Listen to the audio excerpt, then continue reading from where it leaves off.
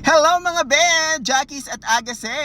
For today's video ay i-discuss na nga natin itong VIP sections ng Jackson Wang's Magic Man 2 Manila Leg na magaganap sa November 2 sa Araneta Coliseum. And yung ticketing yan mga be sa ticketnet.com.ph ay sa September 1 na. Kaya sana is nakapagmuni-muni na kayo kung anong section yung kukuhanin ninyo. Nandyan sa baba, yung price list nila.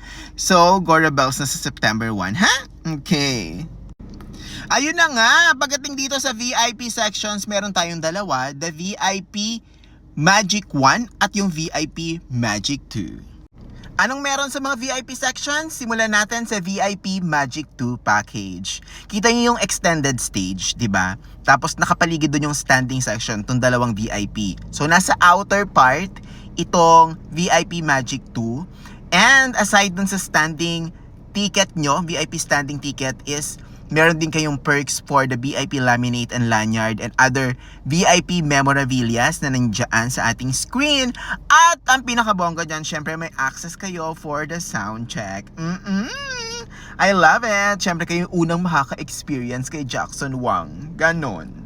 Inggit match ang person, diba? And pakatandaan natin, nakalagay dito sa terms and conditions na bawal yung mga resold. Yes, magiging invalid yung ticket nyo, kaya wag bibili sa scalpers and babala na rin ito sa mga scalper. Ganyan. Pasabog. Pero heto na nga tayo sa VIP Magic 1. Mga beto na ang VIP Magic 1. Sinasabi ko sa inyo, actually same lang siya ng benefits doon sa VIP Magic 2. Except, syempre, kayo yung nandun sa inner. Mas malapit kayo dun sa stage talaga, di ba? And, eto na! Sumi Marimar, meron ko yung individual photo opportunity with Jackson Wang. As in, individual. Oo, 1:1 mga be. Ganyan, naamuyin mo si Jackson doon, magpipicture kayo, pipicturean kayo, di ba?